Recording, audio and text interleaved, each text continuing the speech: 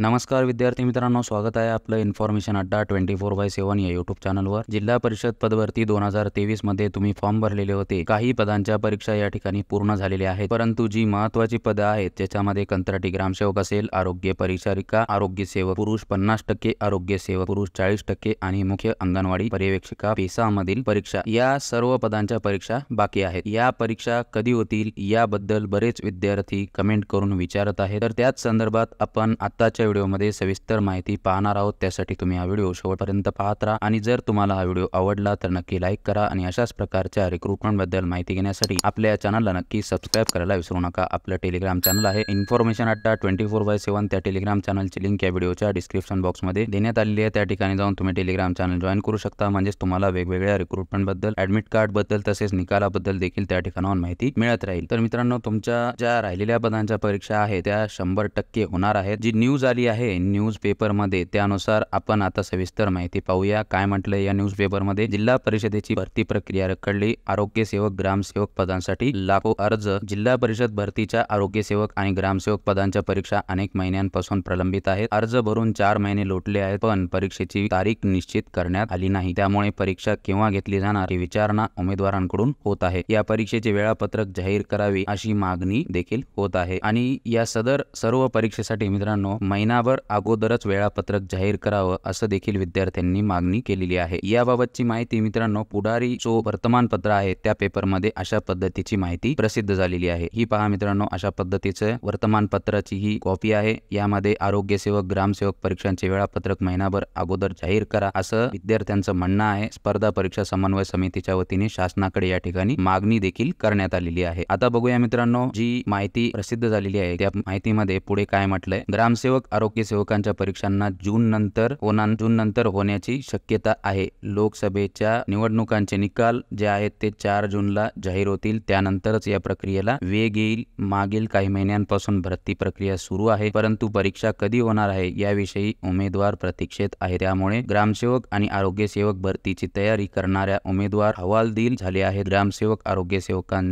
सेवक पदांच्या हजारो रिक्त जागांसाठी लाखो उमेदवारांनी अर्ज भरले आहेत। 4 महिन्यांपासून परीक्षेची तारीख जाहीर करण्यात आली नाही, त्यामुळे लाखो विद्यार्थी परीक्षेची वाट पाहत आहेत। ही परीक्षा लवकर घ्यावी, मात्र उमेदवारांना कमी 1 महिना अभ्यासासाठी वेळ मिळेल असा पद्धतीचा परीक्षेचा कार्यक्रम जाहीर करावा अशी मागणी केली जात आहे। म्हणजेच काय तर मित्रांनो, तुमच्याकडे या ठिकाणी 10 ते 15 दिवसाचा वेळ शिल्लक आहे। आपल्याला माहित असेल मित्रांनो 4 जूनला लोकसभा निवडणुकीचा निकाल जाहीर होणार आहे। त्याच्यानंतर शक्यतो मित्रांनो या ठिकाणी तुमचं जे वेळापत्रक आहे ते प्रसिद्ध केलं जाईल, परंतु 4 जूनच्या अगोदरच म्हणजेच या महिन्याच्या एंडिंगला जवळपास या पदांचे वेळापत्रक जे आहे प्रसिद्ध व्हायला सुरुवात होईल। परंतु आपल्याला माहित असेल मित्रांनो, जे सरकारी सर्व कर्मचारी आहेत ते निवडणुकीच्या कामकाजामध्ये गुंतलेले असतात, त्याच्यामुळे या ठिकाणी या भरती प्रक्रियेला उशीर होत आहे असा एक अंदाज आपण लावू शकतो। कारण की आता या परीक्षेला सुरुवात झाली असती, परंतु जर या निवडणुका नसत्या तर किंवा आचारसंहिता नसली असती तर याच्यामुळे मित्रांनो तुमच्या ज्या परीक्षा ज्या आहेत त्या व्हायला उशीर होत आहे। या ठिकाणी स्पष्ट सांगितलेलं आहे लोकसभा निवडणुकांचे निकाल जे आहेत ते 4 जूनला जाहीर होणार आहे, त्यानंतरच या प्रक्रियेला वेग येईल असं देखील या ठिकाणी म्हटलेलं आहे। म्हणजेच याचाच अर्थ काय तर मित्रांनो 4 जून नंतर तुमचे जे परीक्षा आहेत ते 100% होणार आहेत। परंतु या